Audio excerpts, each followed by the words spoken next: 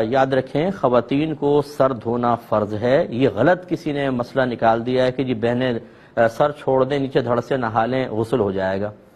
ایک بال برابر جگہ بھی سوکھی رہ گئی تو غسل نہیں ہوگا اور جہنم میں جانا پڑے گا۔ میرے آقا صلی اللہ علیہ وسلم نے حضرت علی کرم اللہ وجہہ الکریم کو جب یہ حدیث بیان کی کہ علی ہر بال کے نیچے جنابت ہے، اگر ایک بال بھی نہ دھلا تو جہنم میں ایسا ایسا کیا جائے گا۔ تو حضرت علی رضی اللہ تعالیٰ عنہ کہتے ہیں اس کے بعد میں نے اپنے سر سے دشمنی کر لی، یعنی آپ پھر سر منڈایا کرتے تھے کہ اس خوف کی وجہ سے کہ کوئی ایک بال سوکھا نہ رہ جائے۔ ہاں اگر کوئی بہن ایسے علاقے میں ہیں جہاں پر بہت ہی سخت سردی ہے،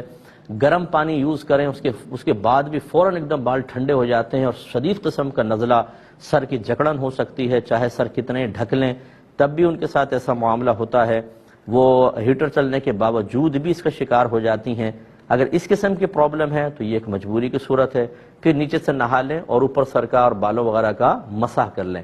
جب تک یہ کیفیات رہیں۔ یا بعض ایسے ہوتے ہیں جو مطلب ہیٹر افورڈ نہیں کر سکتے ہیں، ایسے بھی ہوتے ہیں بعض گھر تو وہ ٹھنڈا بہت زیادہ ہوتا ہے گھر، اس میں پھر یہ صورتحال ہے کہ اگر بال آپ گیلے کر کے رکھیں گی تو بہت زیادہ بیماری کا اندیشہ ہے، وہاں پر بھی اس کی اجازت ہوگی کہ جب تک یہ کیفیات باقی رہیں آپ سر کا مسح کر لیں اور چہرے کا بھی، اور نیچے پورا دھڑ اچھی طریقے سے دھو لیجیے۔